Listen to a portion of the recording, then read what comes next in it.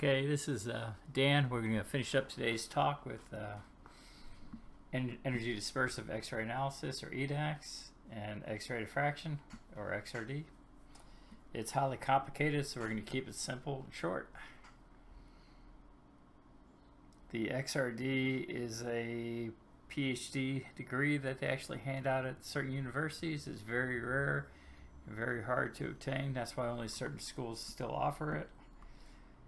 Fortunately, with the advent of the PC, you're able to do most of the advanced math on the computer, and you don't have to do it by hand. And that was always one of the challenges of early X-ray diffraction data, was you had to crunch all the numbers yourself. Now the computer does it for you in a matter of seconds, but it's still a highly complex area of science. EDAX, it's made by Amtech. It's a energy dispersive X-ray analysis system. It totally self-contained in this silver dewar and this mount here. Basically, you fill the dewar with liquid nitrogen. It keeps the sensor at minus 196 Celsius, which is 77 Kelvin. At that temperature, noise is reduced. If you try to operate this old sensor at room temperature, there's too much background noise. There are some modern versions of this that do not require the liquid nitrogen dewar. Basically, inside of here, there's a silicon wafer and some electronics. Each one of these bolt-ons gives you different capacity with the SEM. This adds about 40K to the system. There's really nothing that's user replaceable or adjustable in it. It's all done through the software. EDAX is the manufacturer's name, but it's sort of has been taken as a instrumental method name too, even though it's really not. Okay, X-ray theory. Energy in equals energy out.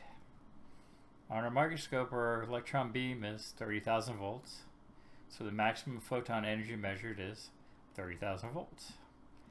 This is sufficient pretty much for the whole periodic table. I'll show a table later to explain what I mean by that.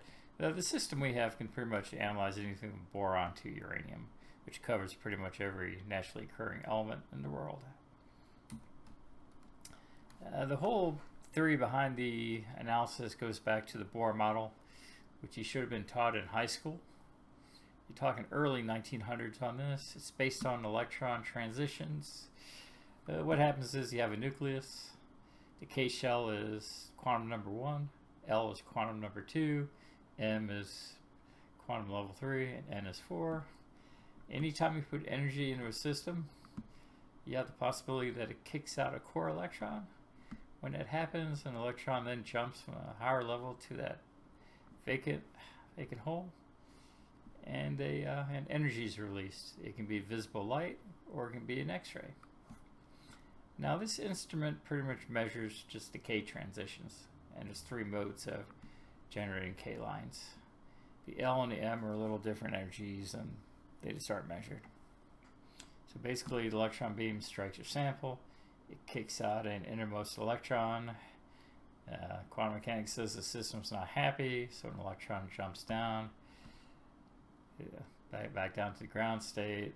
Photons released, but it's not a photon of visible light. It's a characteristic X-ray. Anything more than that, it's up to you to look into. We're just not going to discuss it. What we have is an energy dispersive system. There's something called a wavelength dispersive system that uses a set of artificial. WD system is about 100 grand. An energy dispersive system is about half the cost. Each one has an advantage. We're not going to get into it a whole lot. The WDS system is a separate instrument. We have one of those. It's fairly complicated to run. Yeah, the EDS is a lot easier.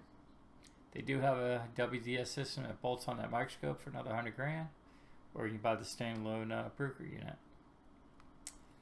Again, in my slides, if it's in green, it's something to pay attention to. If it's something in red, it's usually an electronic or a quantum hard stop.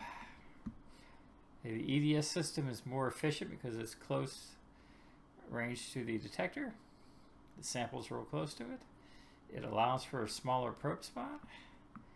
The resolution of the EDS system is poor comparison to wavelength dispersive. I'll get into this later.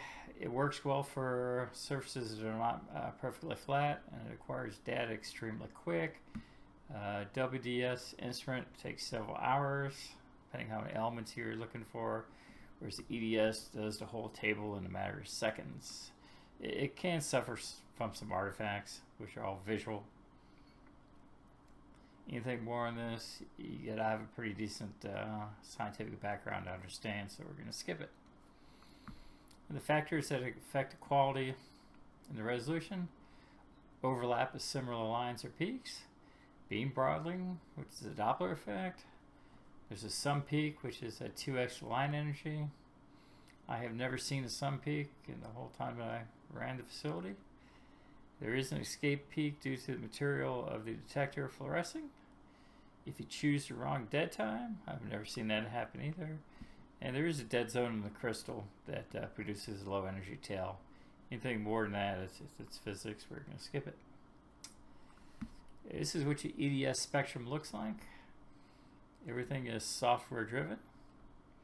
You do not need anything more than a middle school education to learn how to operate the computer.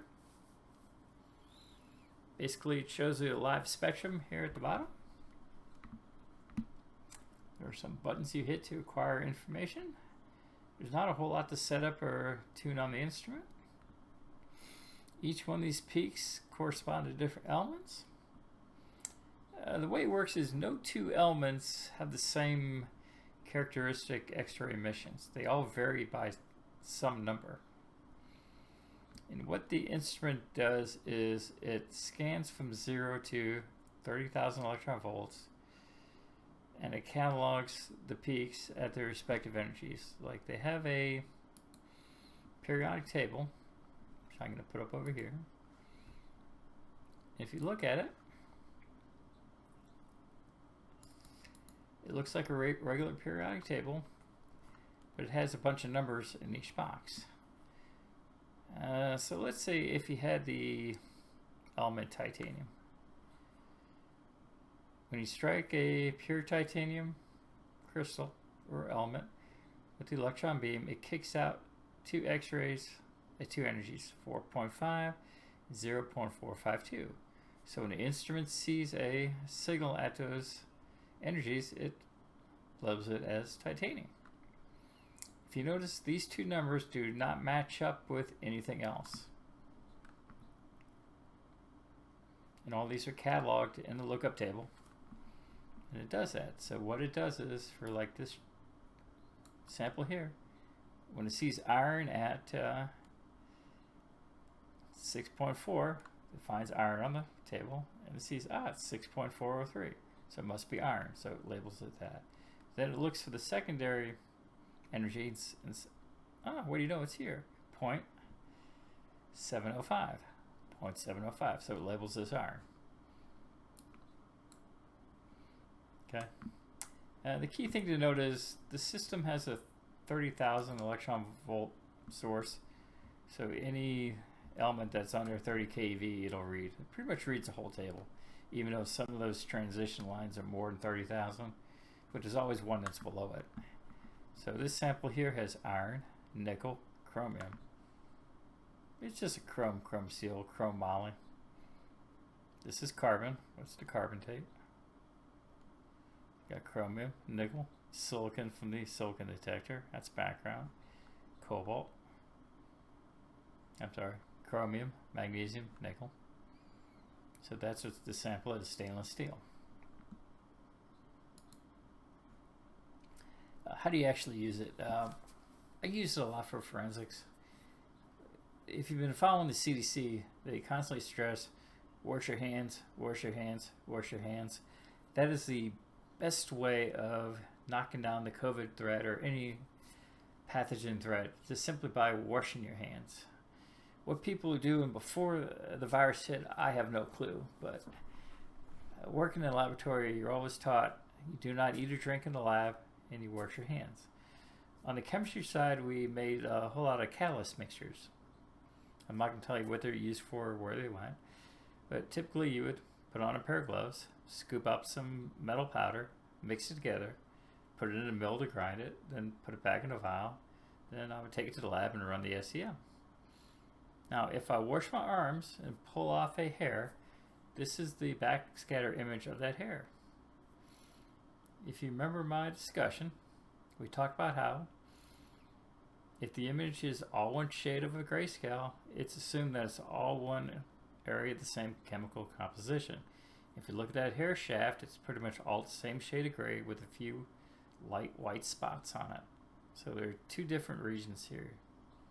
You got the hair and you got the surface contamination. So the question is, what exactly is it? Here I'm going to demonstrate the EDAX to identify what those spots are. I don't know if it's charging. I don't know if it's the transition metal I scooped out of the jar. I don't know if it's a salt crystal from my sweat. I don't know if it's a noise or glitch. Now what you see in the background is the carbon tape. That's why it shades it black and dark gray and not white or light gray. Key thing to note is low magnification, wide field of view. The key thing to note is backscatter, different shades of gray, different regions of chemical composition.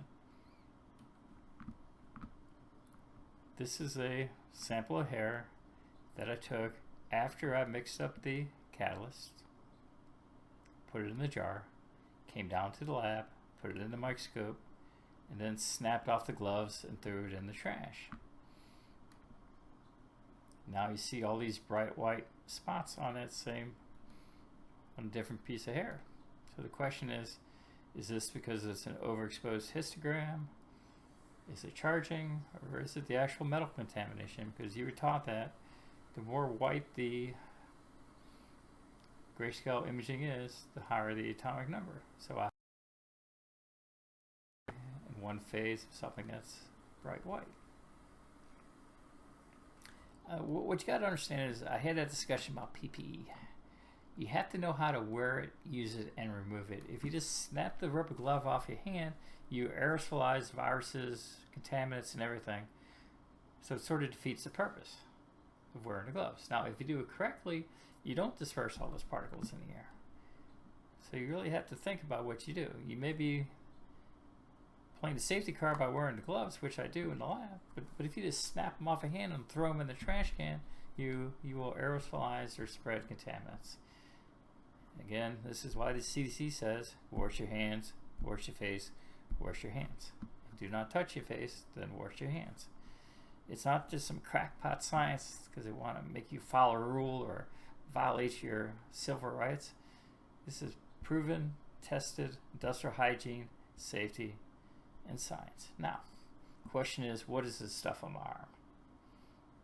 What you got to understand is, let's say if these spots are the worst, most toxic metal in the world. Let's say if it's mercury. When I run the EDAX, it's going to come back as mercury and nothing else. But you got to understand is this spot, this surface area, is so small compared to the relative surface area of everything else. Your health risk is very, very, very, very minute. Okay, so don't get too concerned when you see what elements pop out of these spots. This is the EDAX of the clean hair. It shows carbon, oxygen, aluminum, sulfur, potassium. The potassium comes from sweat. The aluminum comes from the metal sampling stub. The sulfur comes from the disulfide bridges in the keratin of your hair. The reason why your hair curls is because these sulfide bonds break and reform. The sulfur is a natural component of all hair. So when I put the EDAX beam on that spot, it shows the sulfur. This is not contamination. This is not charging. This is not a poor histogram or poor brightness and contrast setting. This is an actual hit on an element sulfur. The carbon could come from the fiber or it could come from the tape. You cannot distinguish one form of carbon from the other. I'm assuming most of your carbon's coming from the beam, but at that energy, the beam goes through the hair and lights up the carbon tape behind it. So when it says 76% carbon, It's really a combination of these two sources with the carbon. Now the box here shows you roughly what the percentages of the elements are. There's a weight percentage and atomic percentage. There's a slight difference. And sometimes scientists will pick one that skews the other in their favor. If I look at these ratios, I should be able to get a chemical formula. So if I just had like pure sand, which is silicon oxide, I would see the ratio that's correct for silicon and oxygen. But here it's fairly complicated what the actual formula is for hair. But roughly it's mainly your major elements are carbon, oxygen, trace amount of sulfur, and a very, very trace amount of potassium. That's how I explain these numbers. They're not very precise. It's not exactly 4. Extremely high on all EDAX methods, which I'm not going to get into. I'll do a later talk if a bunch of people want to know why. But basically, the way you report it is the majority of the composition is carbon and oxygen. You have trace amounts of these elements. Now here's the EDAX of the contaminated hair. What I did was I fixed a beam spot here, and look what I find: nickel, ruthenium, zirconium, phosphorus. These weren't in my hair before I started to mix it up. So this is actual metal contamination. Again, most of it's carbon, with only 4% zirconium, 3% sulfur, 2% ruthenium. So these are trace contamination. This is just to show you why the CDC and everyone says wash your hands. This is a visual indication of it. I'm not throwing you some pseudoscience that you read off of CNN or heard from some crackpot who's only published one paper and who's no longer working in the field. It's not some Facebook person who claims something here. Because if this were to be COVID, this is on your arm. When you touch your arm, touch your face, guess what? You can possibly infect yourself. This is why you should wash your elbows down to your hand, then wash your hands. And this is also why they stress wash your hands after leaving the laboratory. But again, like I said, these are trace amounts. Even if I were to lick my skin, these are very, very trace amounts of these elements. But you got to understand is poisoning comes from accumulation of toxins. When you're around this stuff over a period of years, it starts to build up. That's why it's important to practice good hygiene. End of story.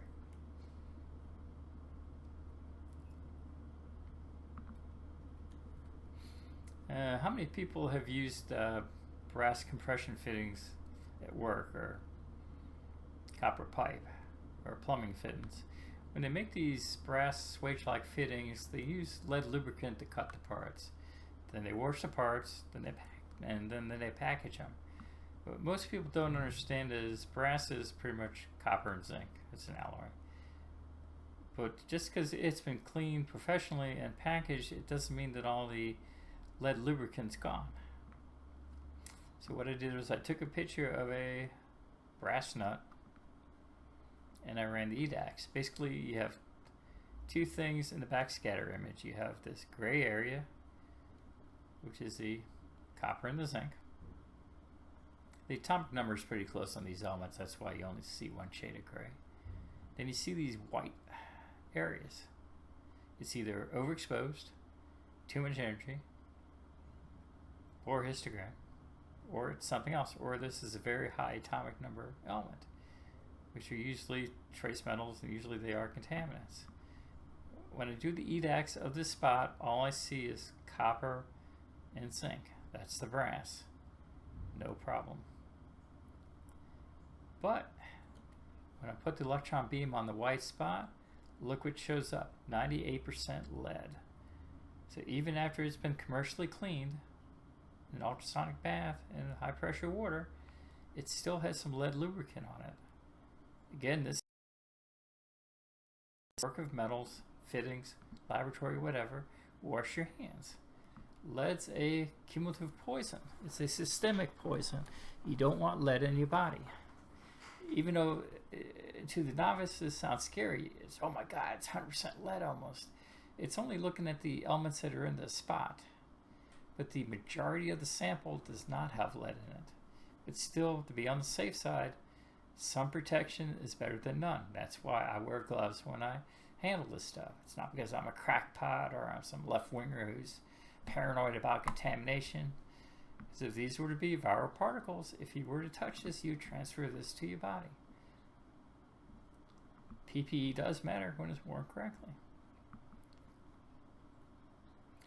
What you got to understand is with this EDAX system, certain elements produce more characteristic X-rays than others. Lead's one of these elements that really lights up the spectrum. That's why you see these nice well-defined peaks for lead. This whole spectrum only took 53 seconds to accumulate. It scans the whole periodic table in less than a minute. On a wavelength disperser box, this would have taken me over an hour. And what I can do now is I can move this beam around and I can multi-sample different points. And remember, this is just a very, very small subsection of that whole nut. I'm assuming that the rest of the material has roughly the same proportion of lead contaminants on it. We don't know that.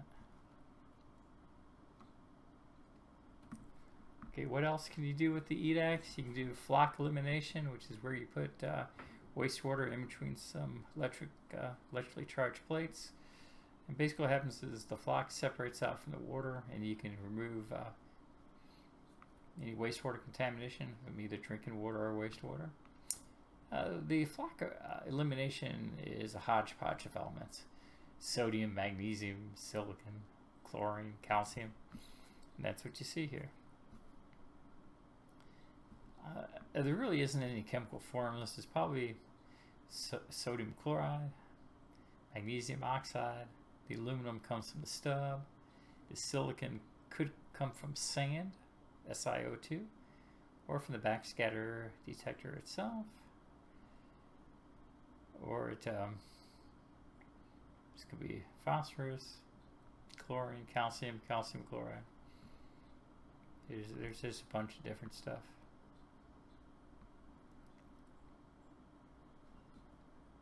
So you can sort of see where it is. You can sort of see there's some peak overlap. That's one of the problems of the EDS. If this was done on a wavelength instrument, these would be extremely sharp peaks. Right, so if we just go back and look at them, the interesting pictures, you got the image, the elemental analysis, and the actual spectrum. Got the different things here. Spectral overview. Hair sample, you can see the follicle shaft. The lead on the fitting. One of the neat thing about it is you can do something called color mapping. This takes about 12 hours to run. This is what I'm talking about. There is no fast and accurate science. I mean, it really takes a whole lot of refining of the instrument to make that claim. You know, something like the COVID, you just can't go, well, from 2 months to 1 month. It's super fast, super cheap, 100% accurate. Anytime you hear that, basically the instrument salesman is behaving like a used car salesman. They're in it to make a profit. What you want to hear. So you sort of got to be careful when you deal with any of these vendors. They always claim, well, my instrument's better than our competitor and we can do this. And sometimes they'll make non-science claims. When someone sold that Abbott system to the White House, there's probably some crony who certain people in the White House have stock in. They heard the word fast and easy. I don't have to hire a professional scientist to run it. I can just spit in a tube and it spits out good tests and good numbers. Well, Trump's finding out half his numbers are probably wrong, and he's got a little micro outbreak in the White House, and unfortunately it's going to get a whole lot worse before it gets better. Because as far as statistical sampling says, it's true 80% of the people that get the virus don't require hospitalization, but that 20%, if you're in the ICU, there's a good chance you're not getting out of there. So 20% of 60 people that he's already isolated, it's what, 12?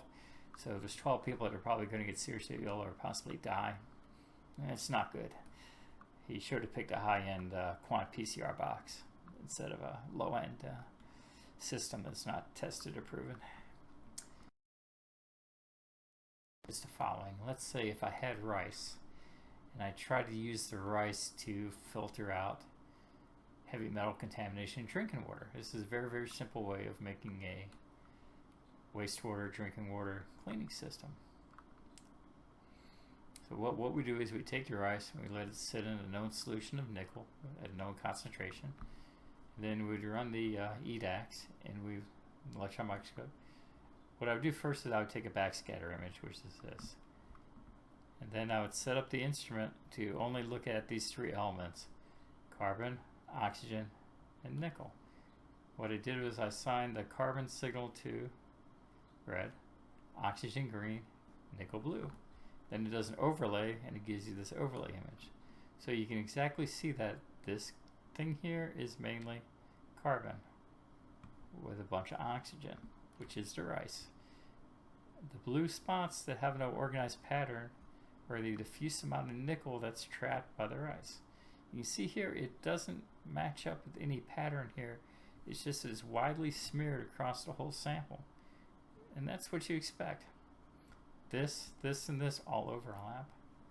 This matches that feature. But the nickels is widely dispersed. So it does trap a trace amount of nickel. If you go back into the show me what my percentage of nickel is, it's well under 1%. It's very, very, very small. Now if I saw a blue polygon that totally filled up this area, I'd say, whoa, this thing's effective as hell.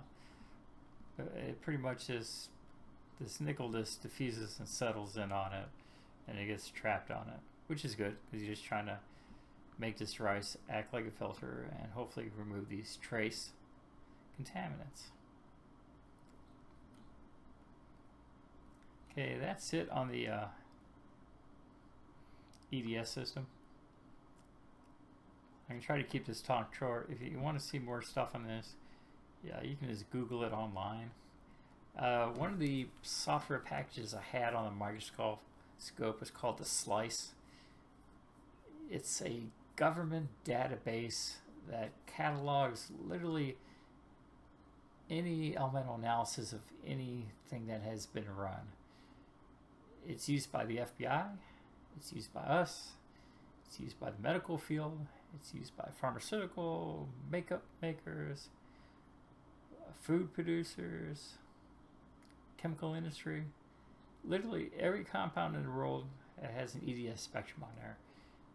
If I'm looking at gunshot residue, I can type in a manufacturer's 12 gauge shotgun shell and it'll show me the EDS elemental breakdown for that specific shotgun shell. If I switch to a 45 casing and go from Remington to someone else, it'll show me the changes in the spectrum.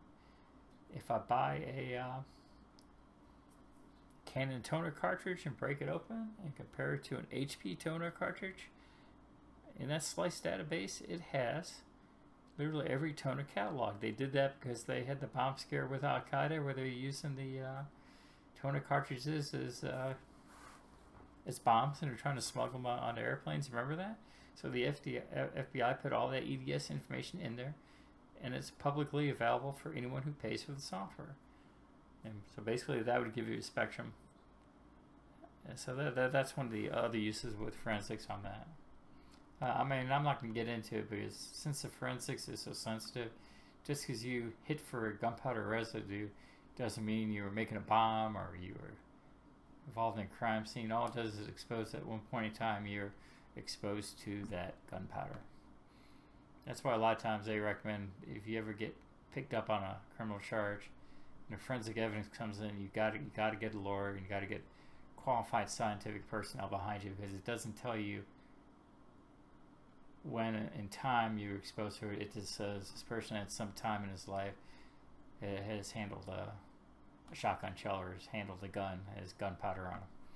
Doesn't show that you were making a bomb or shooting someone. You have to have other evidence on top of that. But the problem with forensics is if it's not done correctly, if it's done half-assed, if you dry lab it, a lot of these cases get thrown out. Houston had a huge problem of almost half your forensics being thrown out because people were falsifying because they didn't want to take the time to do the science right. And it's something I've always stressed. There is no fast, quick, and easy science.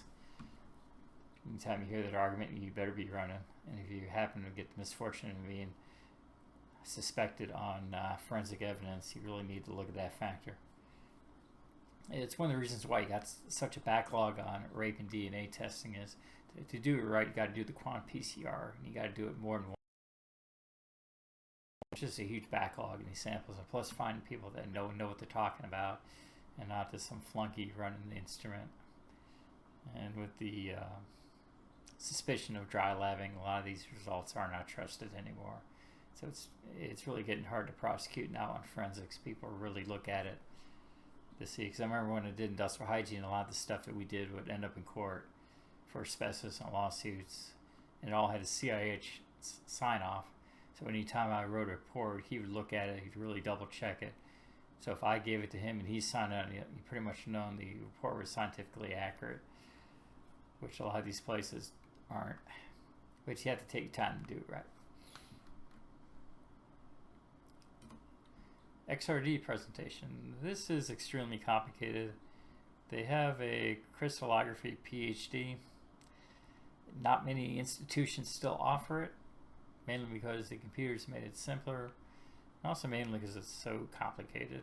It really is a fringe area in science. Basics on diffraction. Anything I say here, I'm assuming a lot of things, I'm simplifying. If you want to get into the math, feel free to look it up. When I was an undergrad, group theory was a class that no one wanted to take, and you were just happy that you made it out there with a C or higher. And unless you enjoy numbers or really understand this geometry stuff, the class was a headache. Fortunately, the computer software on the instrument does this for you. You're not doing anything by hand anymore. Basically, the way it happens is inside of a crystal, the atoms are arranged in a periodic fashion. They follow a certain order. The more highly crystalline, the more highly ordered. Things in nature tend not to like to be highly ordered. That's why you don't find diamonds all over the place. It's a highly ordered, highly coherent, highly pure structure. Gemstones that weigh 10 tons. Mother Nature does not like stuff that's highly ordered. This is all covered under group theory and the Miller indices. We go into it any farther. Wikipedia has some good basic descriptions of this, but I wouldn't look to it as being a rule of scientific law. If you go back and remember your high school chemistry, your atoms have these electron orbital densities around them. What happens is when an X-ray strikes it, they can coherently scatter the X-ray and interact with the electric field. This is one of the principles of the XRD, but at a highly mathematical level. That's why I left it in red. The electron orbitals are more probability contours. They're not exact positions in space and time. You violate quantum mechanics when you say that electron's exactly there at that point, at that time. The thing to take away from this is what I have here in green. Diffraction occurs when each object in an array scatters radiation in a coherent fashion, producing constructive interference at specific angles. What this means is no two materials scatter radiation at the same angle. So if I can measure this angle, I can calculate back the spacing, and then calculate what material I had. And that's what the XRD does. It's sort of like seeing a disco ball. One of my preceptors, Dr. Koch, that was one of his best analogies. When you go to a club and see a disco ball and you see all that scattering light, that's diffraction. It's not 100% scientifically accurate, but what he says, I've always remember that, and it's always a good way of explaining. Instead of scattering light off the mirror ball, you're doing it off the atom at the angstrom scale.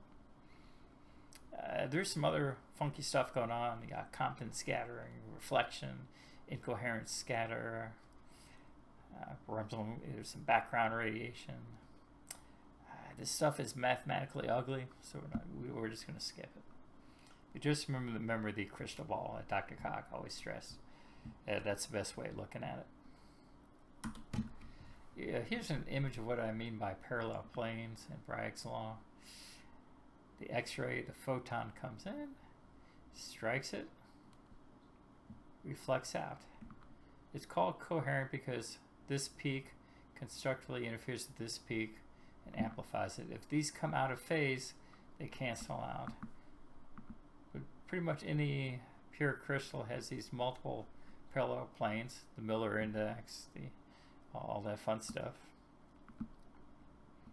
Any more than that, we're just going to skip it. D is the angle. This angle is what determines what the structure is. Back in the old days, you would have to convert all these angles by hand. Very hard to do. Okay, when you hear the term Bragg's law, what are we talking about? We're going to skip the math.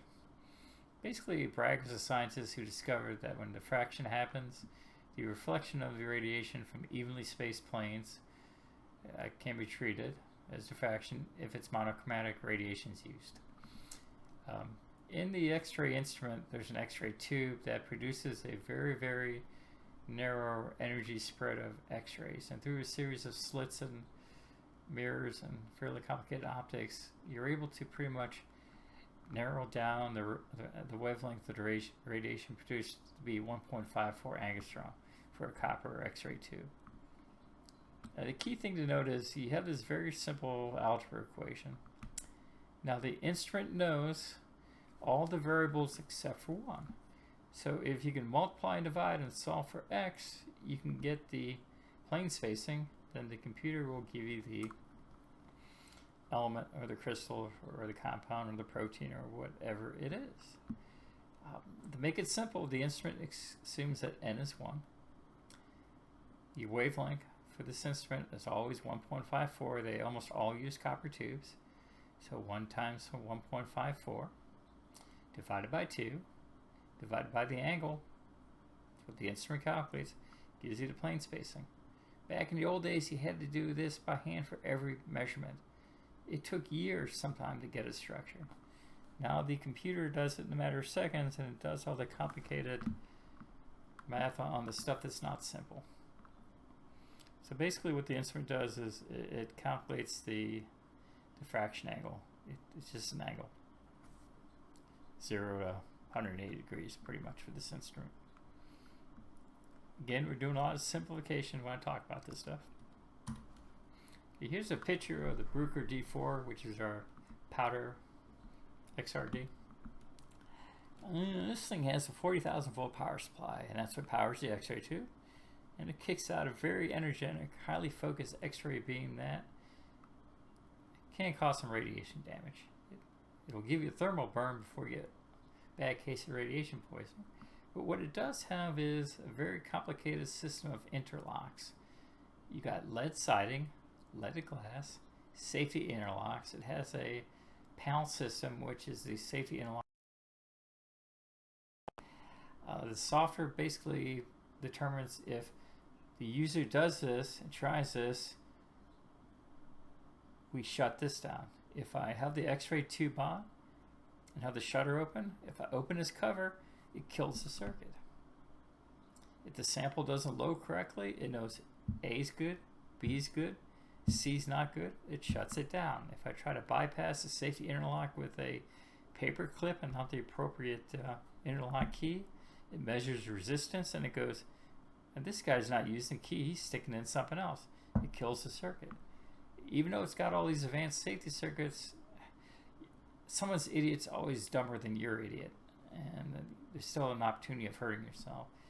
When you're in the service mode, you can operate the instrument with these covers and interlocks disabled. I've had a professor come in and try to do his own maintenance on it and try to bypass this stuff, and I'm going, you know, we got a walking OSHA claim here. You got to be real careful. You got high voltage, and you got an instrument that produces radiation. All over the lab, I got radiation placards. There's one on the door. Texas Department of Health, they send someone out every few years to verify that we follow certain procedures. I got background as a radiation safety officer, so I took that seriously. People panic when you hear the word radiation. When this instrument is off, it doesn't produce any radiation. It only produces radiation when the X-ray tube is on and the shutter's open. A lot of pregnant women wouldn't want to walk down the hall because they see the radiation symbol in the hallway. But there's a lot of just dumb people in the world that just are scientifically ignorant. With this instrument, unless you stick your hand in the beam line or purposely try to bypass the safety interlock, you can't hurt yourself. Basically, you had a safety saw, safety kill switch. The system's keyed. You had to have a certain key to actually turn the X-ray generator on. A 40,000 volt power supply, you can kill yourself pretty fast with that. That's why my medium voltage background helps. I'm able to get into troubleshoot and fix a few things. There really isn't anything that's user serviceable in this $100,000 instrument. In the background, you'll see a water chiller, keeps the X-ray tube from burning up. This beam energy is a lot stronger than any medical tube, so don't try to compare this with an X-ray or dental machine. It's a totally different ballpark. Now on the inside of the XRD, your sample goes on these metal sample holders. You can pick up one. There's a multi-sampler. You can do one, rotate it out. It's got this electromagnet that measures XY position accurately, and it's able to pick up different samples and drop them in. I can set it to auto run overnight, or I can do it when I'm there. It takes anywhere from a few minutes to several hours, depending what type of quality spectrum you're looking to acquire. This is the X-ray tube. It's about 20K. Your sample goes in here. This is your detector. In this system, the detector moves on this, basically this protractor stage. It's called a roll-in circle, in simpler terms. This thing's able to measure angle down to 3 or 4 decimal places, and it's extremely precise. If I tell the detector to go to 30.0004 degrees, it'll hit that number 99 out. Highly accurate, and it's slow. That's when I go back to that fast and accurate VSC here. Better start running. Okay. Again, nothing here is user serviceable. This instrument is based on the Bragg-Brentano geometry. There are different setups on these instruments. This is a theta 2 theta XRD. What that means is the X-ray tube is fixed and the detector just moves around this heavy mass-loaded metal plate. And as it moves around, it simply counts X-rays that bounce off the sample. But when it hits a maximum, it stops and it records the angle, which is the 2 theta. And this is what the instrument used to determine the spacing and the arrangement of the atoms. Again, this is a very simplified description of it. Remember what I said earlier, different materials scatter at different angles. So all it does is it counts photons. The ones that do not hit that detector window don't get counted. So if this is the scatter angle, everything from here to here to here is either extremely low or 0. So as it moves closer to the diffraction point, to the maximum, and it'll slow down, then when it hits a maximum, it'll record this angle at several decimal places. That's expensive to do. Very expensive to do. They do have desktop versions of these instruments for maybe 30 grand.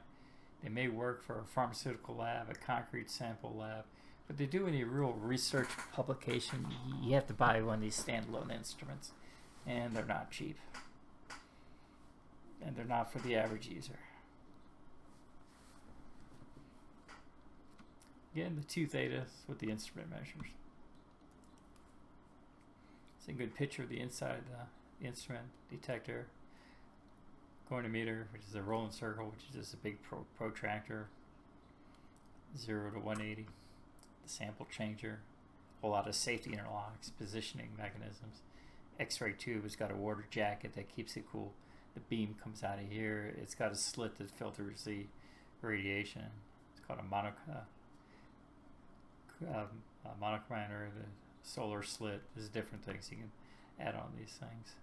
The tube's about 20 grand when it burns out. It's a consumable item.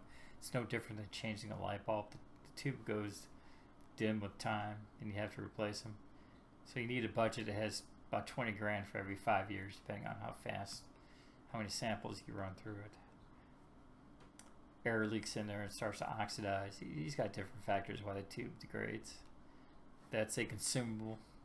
It's not under warranty. That's why these instruments require big budgets to run. Okay, what do you do with the XRD? Basically, you use it for structural characterization and analysis. You can put anything in from powder to a protein.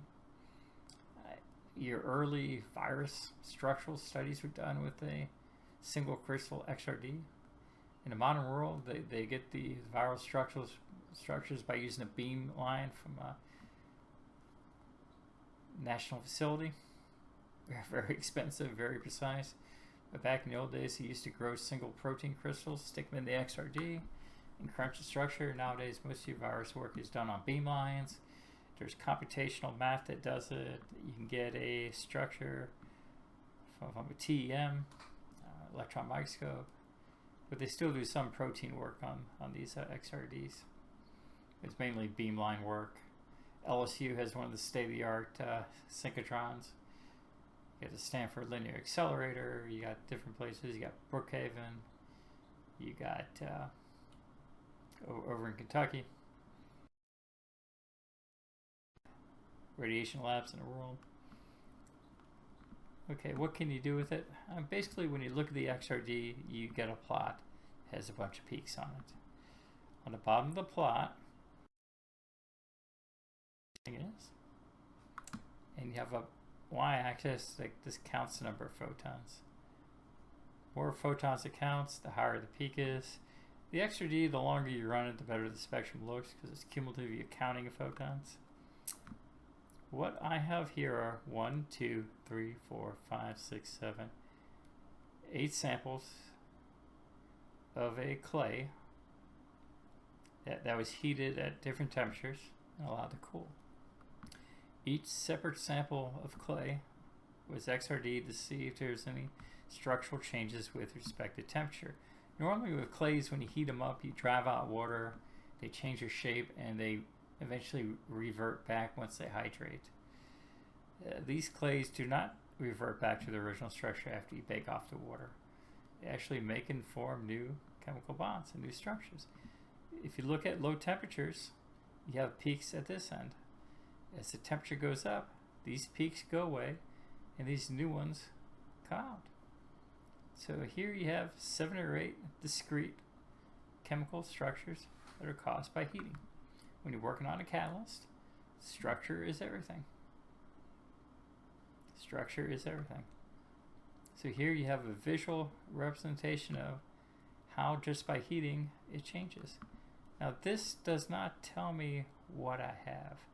You have to go back to the instruments database to match up these peaks for it to tell you what you have. But this is the quandary of science. Anyone who can operate a Windows XP computer can do what I show you here. But if this material is not in the database, or if it's research or something that's new, it doesn't have a clue what it is. You have to deduce through some very complex math and reasoning what this is.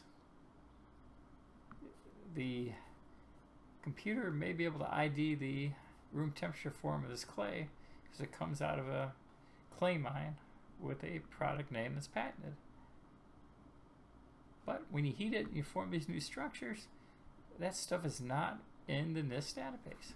So using a high school graduate to run this instrument may give you a spectra, but if anything more complex happens, you might as well not even run at all. Again, that's why I was hired to run the lab and it wasn't given to a grad student or a lab tech or someone with no scientific training. You have to understand what's going on. I probably spent 12 hours on each one of these. To do science right, you can't do it fast. But anyone who can look at this picture can see, I got 7 different peaks, different arrangements.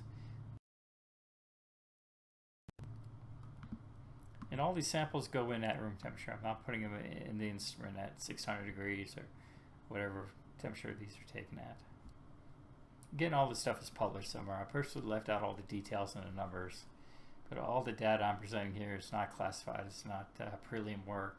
It's stuff that's open in the open domain. You can go to my site on Google Scholar, or you can type in a professor and it'll pop up.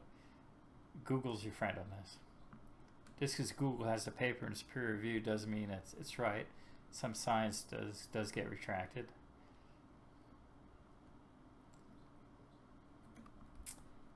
When you operate the instrument, it has to be calibrated right. You measure an angle, so it has to know the X, Y, and Z position down to several decimal points. So what they do is they give you you purchase a known standard. And one of the Standard Institute is Lumina, which is a material called corundum, or it could be Al2O3. That's what this one is the Lumina. It looks like a piece of white ceramic. It's extremely hard and flat. It's mirror polished. It gives very discrete scattering peaks. So when I run the sample, this is the spectrum I get. This alumina, the Al2O3, the aluminum oxide, is highly ordered.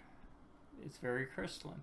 That's why these peaks are so sharp, and when you look at them on our wavelength instrument, they're sharp like this, but on the EDAX, remember how broad the peaks were? The XRD technique is pretty fine when it comes to resolution. I can get these peaks pretty close together and there's no overlap. Now, if I were to match this in the database, it's going to hit all these peaks for this standard. If the instrument's working properly, these peaks follow these exact angles down to 3 or 4 decimal places 9 out of 10 times or greater. But the key thing to note is different materials, different peaks.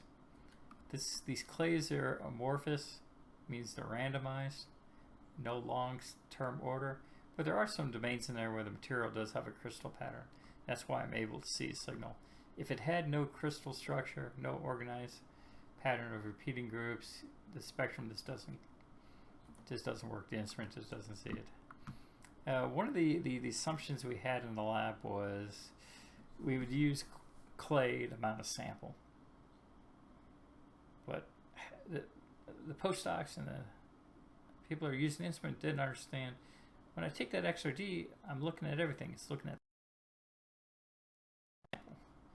and I always was told by the PhD that ran the lab before me, oh, the clay's amorphous. It doesn't have any organized structure. There's no crystallinity to it. Well, guess what? When I run the XRD just the clay, what do I see? I see a material that's calculated to have 75% crystallinity, all the way down to 6%. It's 67% crystal, 32% amorphous or randomized. It does have a background. So in every sample he did over the last 10 years, his spectrum was contaminated with his background from the clay. Or it's potentially retracted in publication because no one really uses this instrument to publish, but you really have to know what you're doing. You have to know what you're doing, and we see this in the White House with the testing box. Just because it spits out a positive number and it looks sleek and cool, you have to know what you're doing, and you have to know what you're doing with the results when you get it. See, all that time they all assumed that the clay had no effect on the spectrum. But I guarantee you, when I blast a powder sample stuck on a piece of tape and stuck on a clay mount, I guarantee you that beam blows right through that tape and lights up that clay and gives you a spectrum. When it came to his area of expertise, he knew his stuff, but you just can't assume because you know one area of science, you're good in the other. That's a lot of stuff I read on the internet. They think because their engineers are good in viral and statistics and medicines, or no, they may be good at their area of expertise, but it takes a lot of time and practice and cross-learning to shift over. And that's why it's important that when you get personnel to run these labs, you need people that understand analytical chemistry, not engineering. He was a master of light scattering and LiDAR and some pretty neat stuff.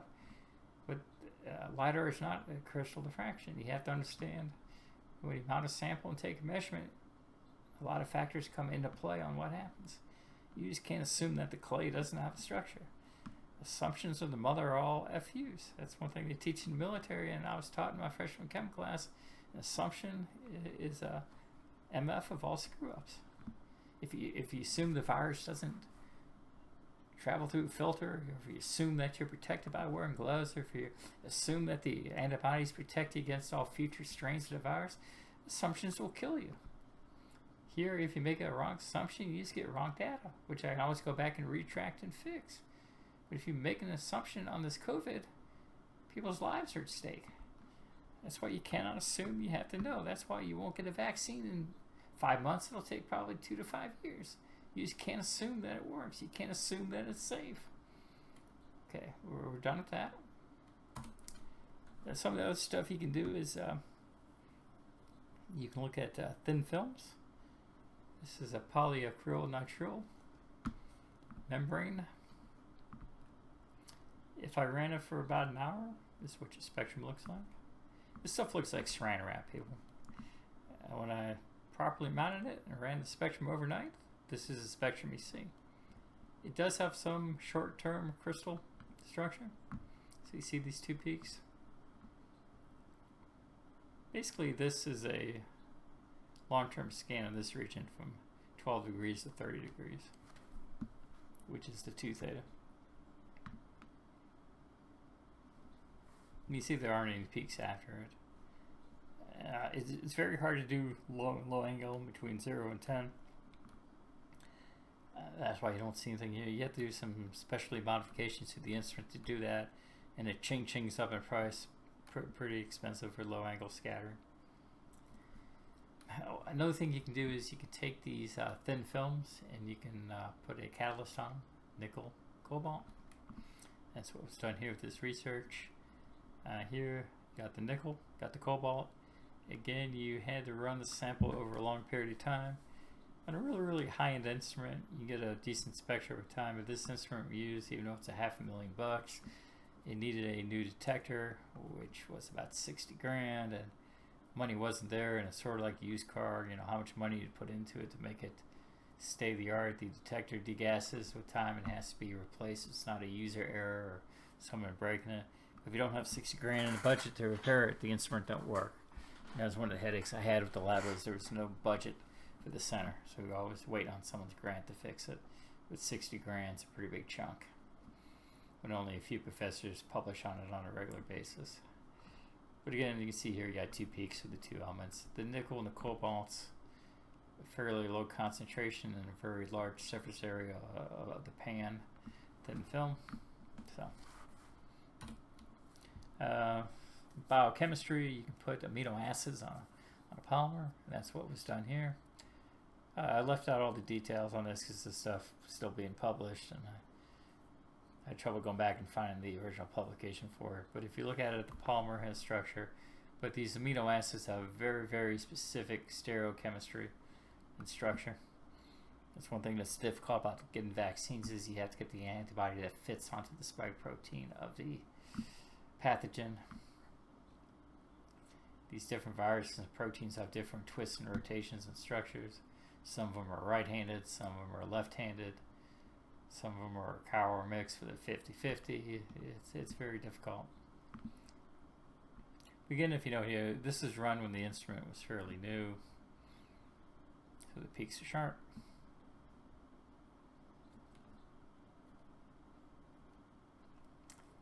One thing you can do is we did some work with catalysts for diesel emissions.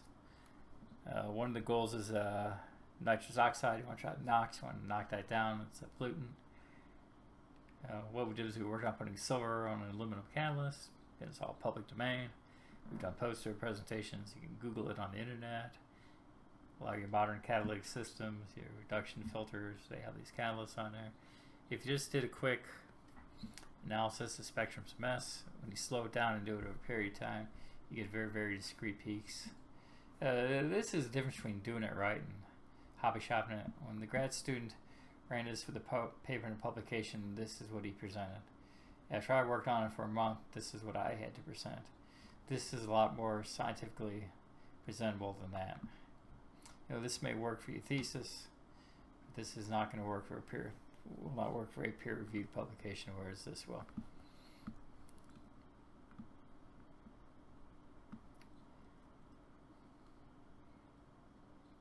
Okay.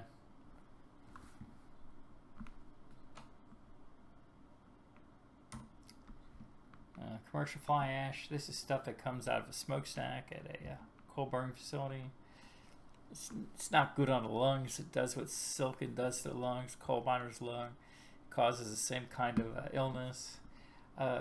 There's a research to use fly ash to make concrete products. If you're going down the beach here, Highway 87 is pretty much destroyed.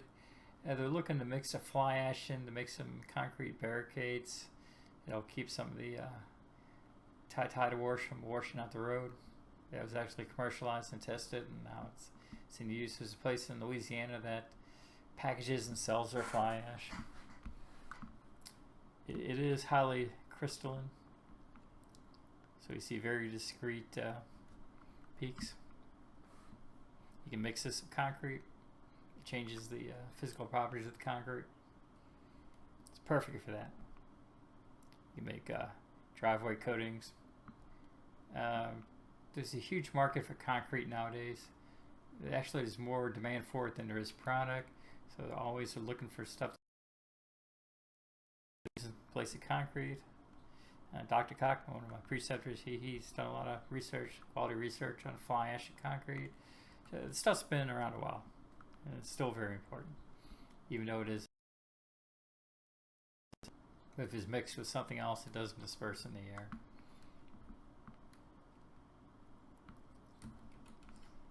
This is a cobalt boron catalyst.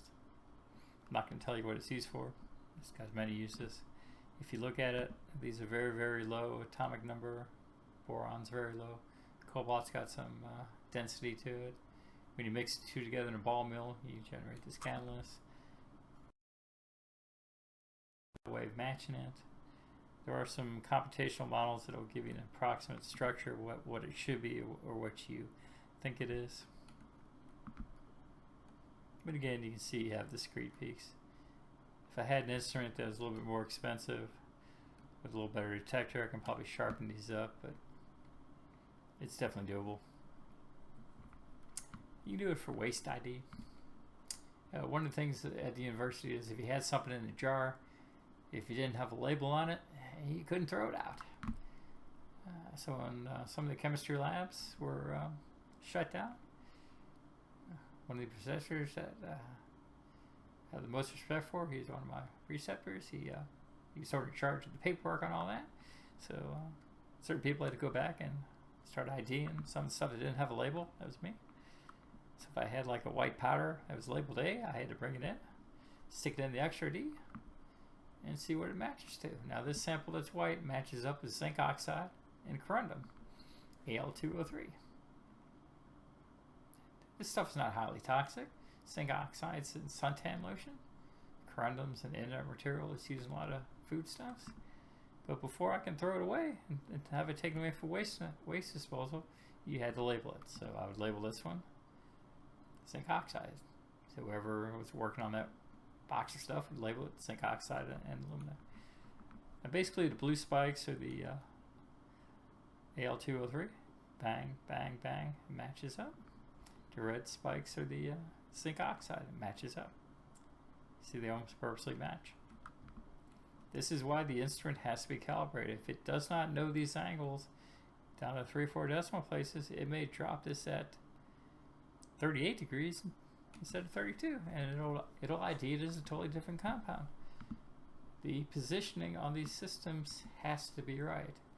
You can't half-ass the alignment. You can't come in there and use your hand to manually move a drive. You have to let the computer and the instrument calibrate itself. You can't bump into it or kick it, or it has to be aligned properly. If it's out of alignment, it's very, very expensive for the engineer from the factory to come in and realign it, or it'll cost you a ton of money to have it fixed. But this angle, it's crucial. If it's not accurate, if your sample stage is not perpendicular to your beam, all your measurements are off. It's got to be 90 degrees. It can't be 89.5. It can't be 90.5. The spatral arrangement of the detector, the tube, your sample plate has to be orthogonal. They have to be 90-degree angles. And that's one thing I couldn't get through with the people that operate the instrument before I took over. You just can't pop a glass slide in there and have it sticking out on a tilt.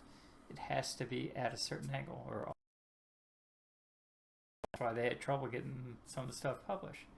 When we went back into it with the engineer, we took about a week to get in there, and we go, what person is mounting these samples not perfectly flat? I go, it's not me. And once we started observing people coming in and mounting samples, we're starting to realize, all this data has to be thrown out now.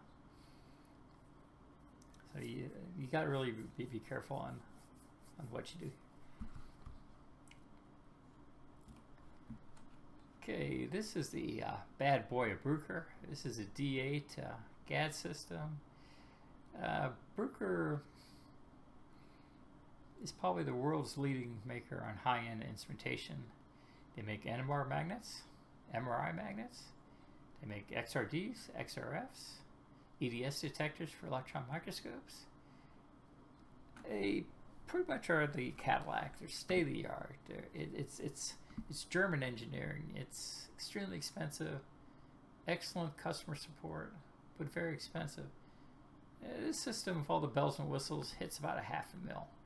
And this thing's over 10 years old. No one drives a car for 10 years.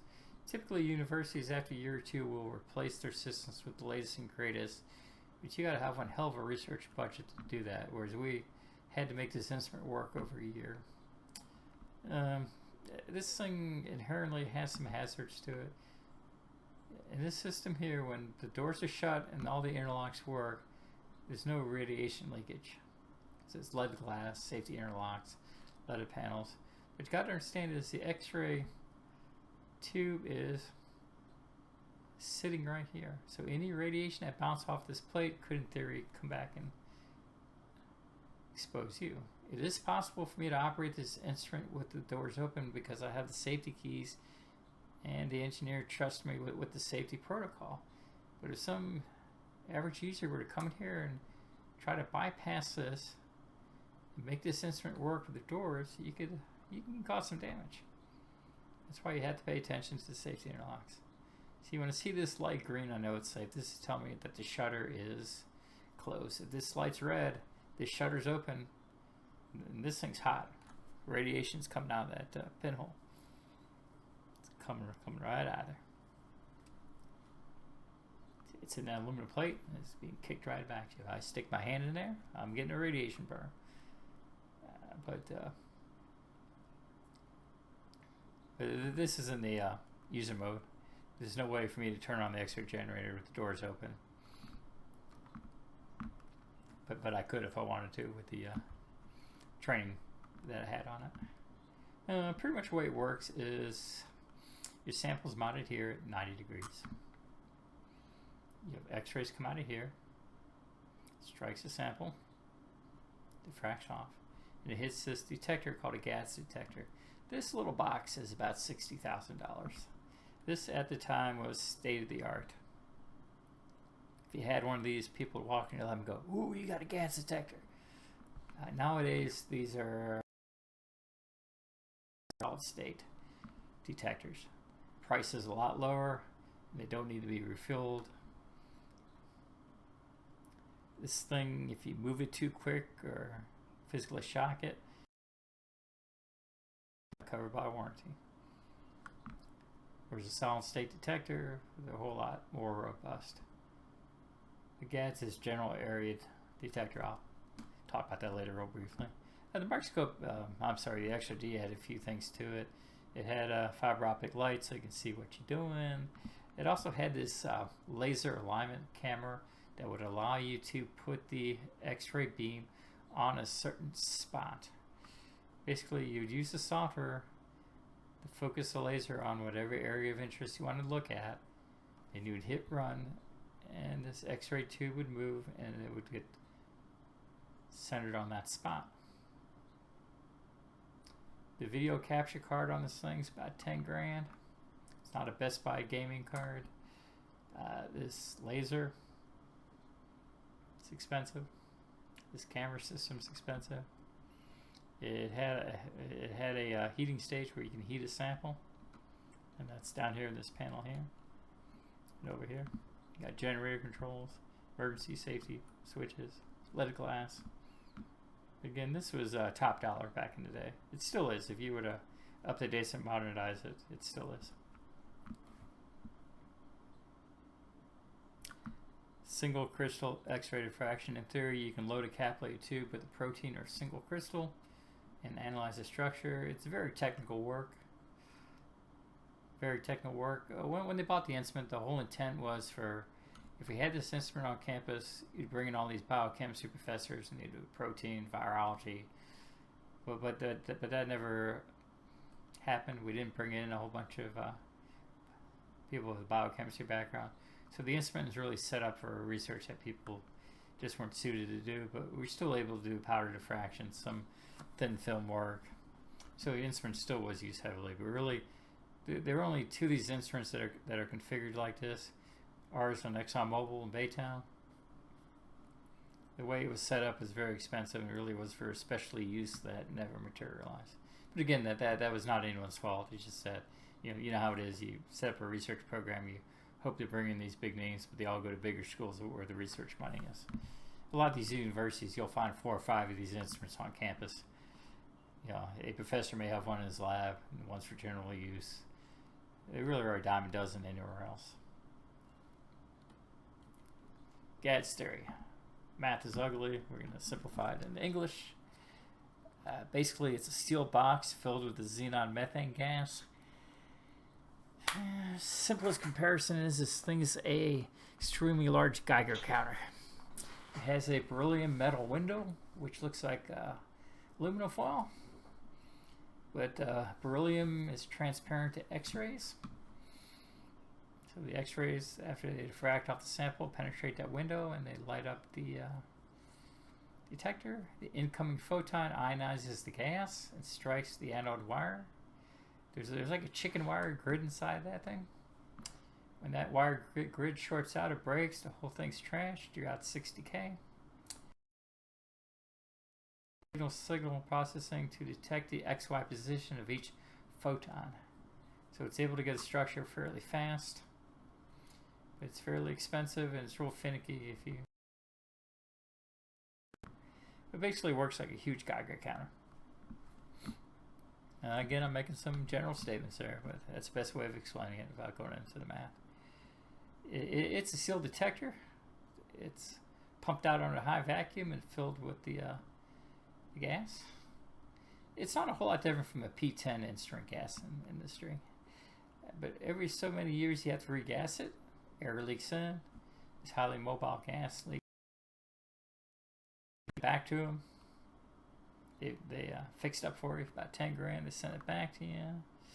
If you had to replace it with a solid state detector, you're forking out 60K, and that's why after so many years we couldn't use the instrument anymore. No one had the money, and no one wanted to buy a new detector. The takeaway is the system's extremely fast and it's accurate down to 0.002 degree angular resolution. That's pretty hot. How does the raw data look on the D8 versus the D4? They both give you the same exact spectrum, but the raw data looks differently. On the D8, you get these Debbie rings. These are diffraction rings. Each one of these rings is a different atomic structure. Some of them are brighter than others. So this compound would have 1, 2, 3, 4. It would have 5 peaks. After the software converted it, would go to 5 peaks. This is all the advanced math on the position, where the shutters open and close, flood and spatula. I'm not even going to attempt to discuss that. This is Windows XP, folks. I mean, this is old software. Even the modern instruments, they like the old software.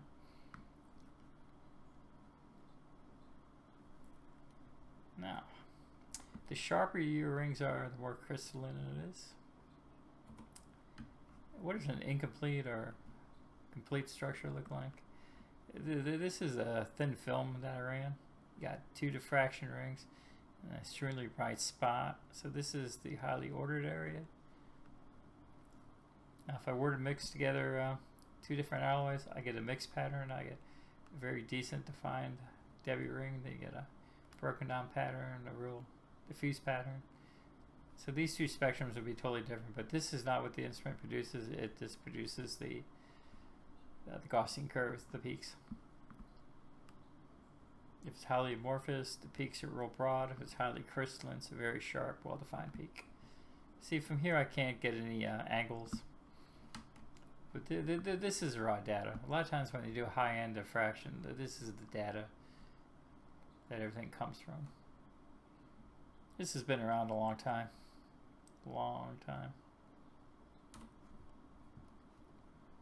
Okay, that's it for the XRD.